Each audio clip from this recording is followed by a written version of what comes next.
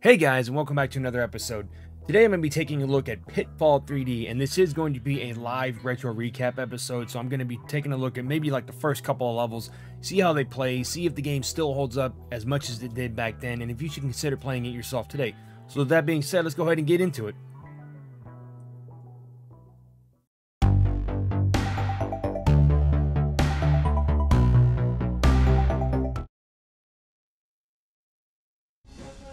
Alright, and here we are, Pitfall 3D. I'm going to go ahead and start a new game, and I'm actually going to cut the cutscenes out because I'm doing a playthrough of this, so they're going to be in there anyways, but just keep that in mind. I'm cutting the opening cutscene out.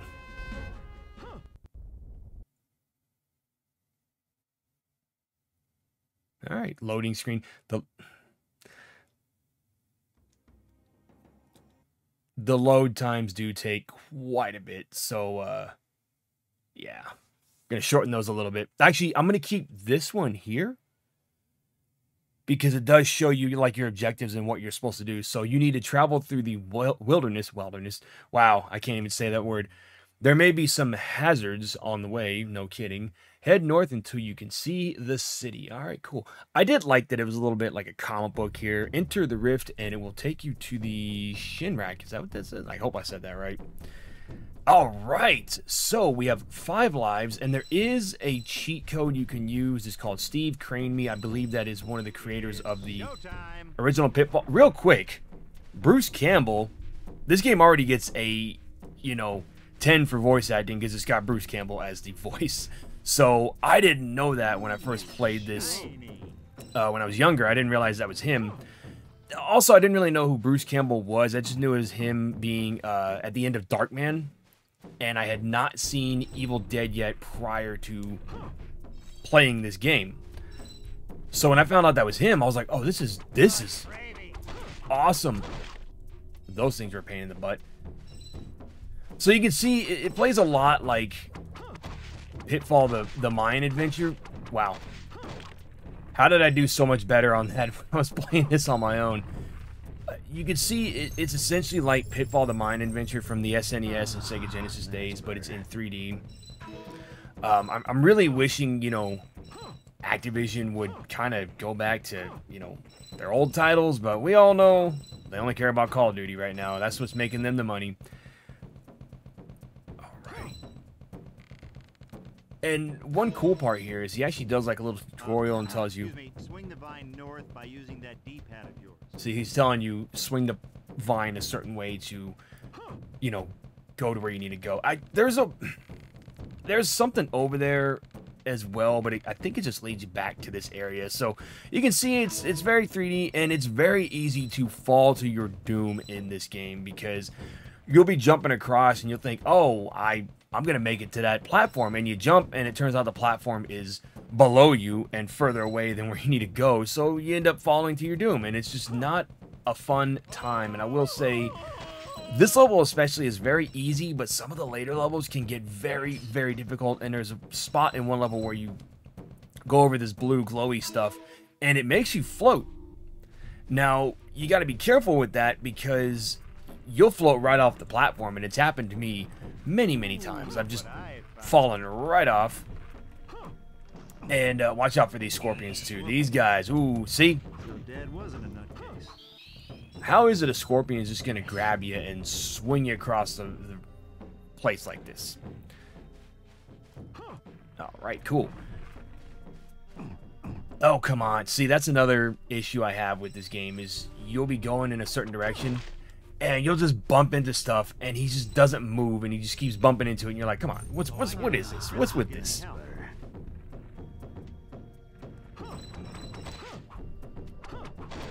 Oh, wow, that was easy. Okay, and these little crystals, he might have mentioned it, but these little crystals here, they are basically your health regeneration. So you might have seen me going through some of those areas with the little blue things. Actually, I'll go back to it right here. This thing right here regenerates your health, but you have to have crystals. It's not like in Medieval where you go through and you just, refill willy-nilly.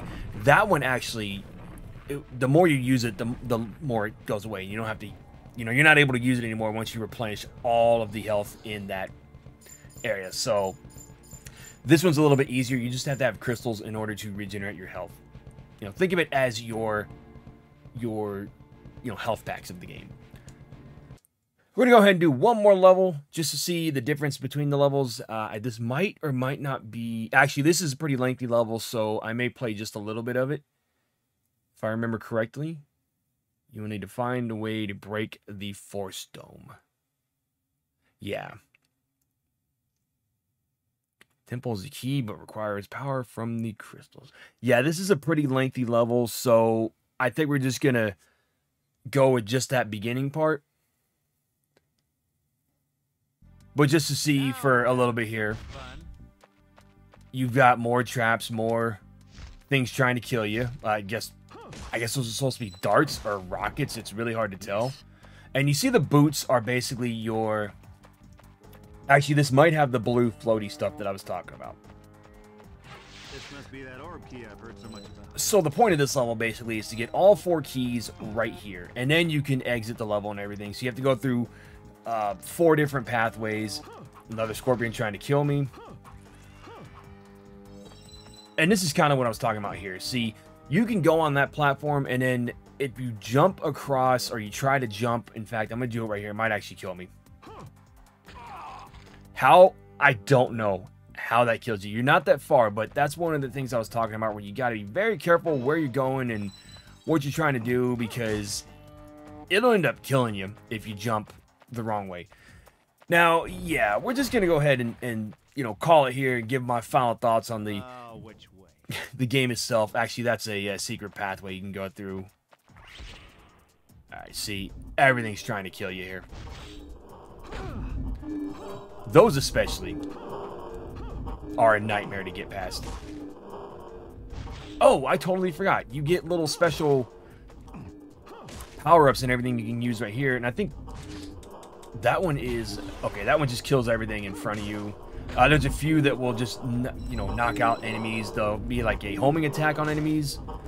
Similar to what the old Batman games used to have, or the little protective shield you had in older platforming games and everything.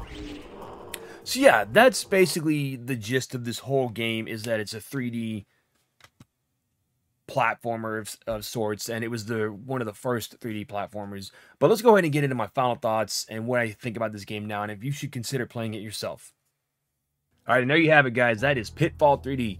We had some good, we had some bad, but all around, this game is enjoyable and very fun to play. I think everybody should check this game out, especially if you're a fan of, you know, the Pitfall games, like the Super Nintendo game, or even the one from the Atari. If you're a fan of that game, or the fan of the other ones, definitely check it out. Even the PS2 game that came out. I never played that one, but I heard good things about it.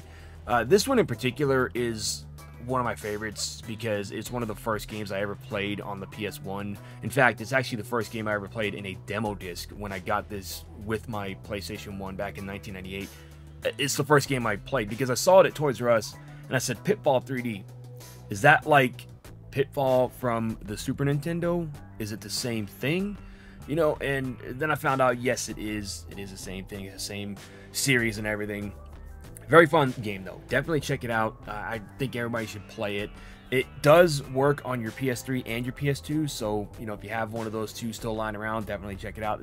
PS1, obviously, is going to work because that's what the game was made for. This is one game that's not available digitally, as far as I know. At least in the US, it's not available digitally. So I'm really hoping that one day Sony and Activision, you know what? Maybe not, because Activision's part of Microsoft now. Hey, maybe they'll bring it to Xbox Game Pass. That would be awesome. But I really hope that they bring this to the PlayStation Plus service. I mean, right now that service is kind of, I mean, we're getting some games here and there, but not the heavy hitters that people want. I mean, this is one game that even if everybody else was upset about it, I would be excited about it if they dropped it on PlayStation Plus Premium. But yeah, you know, it's really not a hard to find game too if you're looking for a physical copy. It's pretty easy to find. I've seen it at several retro shops, pretty reasonably priced. I think the last time I saw it, or when I bought it, was actually like maybe $10 or $20. It wasn't very much because it's not a, you know, well sought after game, if that makes sense. A lot of people aren't, you know, knocking down the door trying to get this game or anything like that. So definitely, if you can find it, you know, pretty cheap, definitely pick it up. But that's about all I have to say about that. If you have played this game before and you do enjoy it, what are some of your favorite parts of this game? Let me know down in the comments below. Before we head out, I wanted to thank everybody again for watching, and I really do enjoy making these episodes because it gives me a chance to go back to the past and relive these games with you guys and talk about these games that I loved growing up, especially for the newer audience, because there's a lot of newer retro fans coming out who didn't get to play these games. They weren't around when they first released and everything, so they're going back and trying them out for the first time now, and they're loving them. So I love the fact that I'm able to show these older games to a newer audience and they can go back and check these games out and become fans themselves. It's just a great feeling. Now, if there are any videos or any games you would like for me to cover in a future episode, any top 5 videos you'd like for me to cover, please let me know down in the comments below. And if you did enjoy this video, be sure to check out my retro recap series, which is actually in the link down below and the title card right above there. So definitely check that out, and y'all have a good one.